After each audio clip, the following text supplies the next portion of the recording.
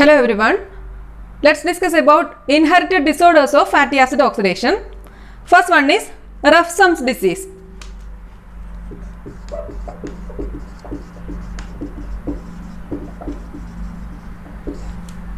It's a rare genetic disorder. The enzyme deficient here is phytanate alpha oxidase. Phytanate alpha oxidase. It is an autosomal recessive condition. The disease occurs at any age from childhood to adult life. This biochemical defect include the phytanic acid cannot be converted to pristanic acid due to the absence of the enzyme phytanate alpha oxidase. Phytanic acid cannot be converted to pristanic acid because of the absence of the enzyme phytanate alpha oxidase. As a result, phytanic acid accumulates in tissues and blood. Then blood shows increased level up to 20% of the total fatty acid. Then clinical manifestations are neurological symptoms and signs. Early chronic polyneuropathy with distal muscular atrophy. Then cerebellar involvement causes ataxia and nystagmus.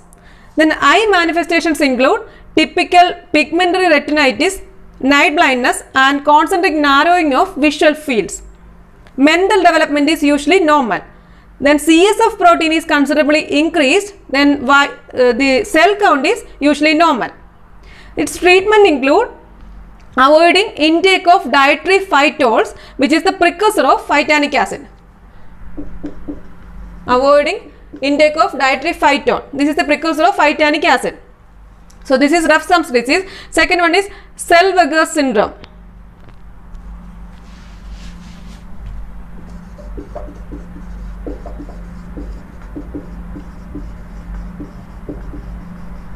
Zellweger syndrome. It is otherwise called as Hepato renal syndrome. Hepato renal syndrome is a rare inherited disorder.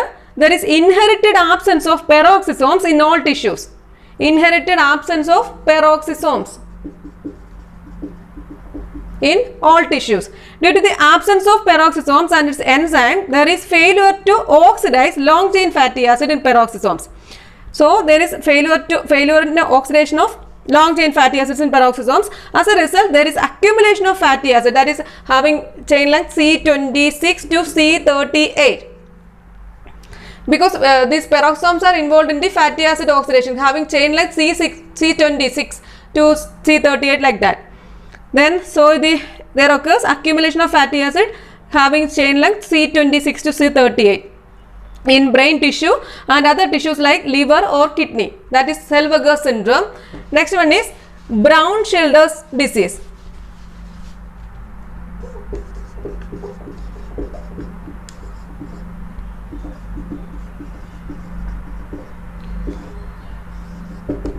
Brown-Schilder's disease. It is also called adrenoleukodystrophy. Adrenoleukodystrophy or ALD. This main defect is insufficient oxidation of very long chain fatty acids by peroxisomes. Insufficient oxidation of very long chain fatty acid by peroxisomes due to deficiency of peroxisomal matrix proteins.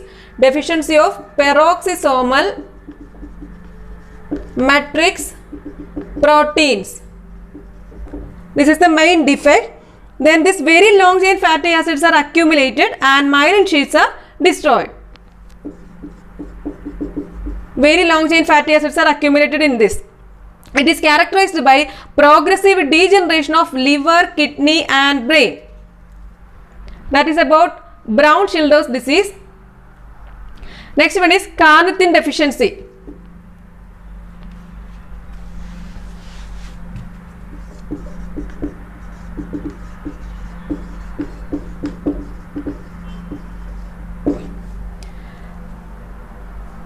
This deficiency of carnitine can occur in newborns and in adults. In newborns, especially in premature infants, due to inadequate synthesis or renal leakage. In infants, especially in premature infants due to inadequate synthesis or renal leakage. And it can occur in adults also. In adults it shows they occur in hemodialysis. Then in patients with organic acidurias, carnitine is lost in urine and it being conjugated with organic acids. That is in adults. Its clinical features include hypoglycemia. This is due to reduced gluconeogenesis resulting from impaired fatty acid oxidation. Reduced gluconeogenesis. So there will be hypoglycemia. Then impaired ketogenesis. Impaired ketogenesis in the presence of raised plasma free fatty acid. Impaired ketogenesis. Then accumulation of lipids and muscular weakness. These are the clinical features of carnitine deficiency. Treatment includes oral therapy with carnitine. Next one is carnitine palmitoyl transferase deficiency. Carnitine palmitoyl transferase deficiency. Hepatic deficiency of the enzyme results in hypoglycemia and low plasma ketone bodies.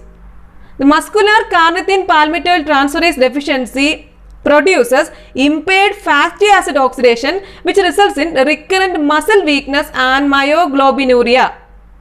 Then hypoglycemic sulfonylureas like glyburide and tolbutamide. Hypoglycemic sulfonylureas like glyburide and tolbutamide used in diabetes mellitus treatment inhibits fatty oxidation by inhibiting the enzyme carnitine palmitoyl transferase enzyme. Then next one is Jamaican vomiting sickness.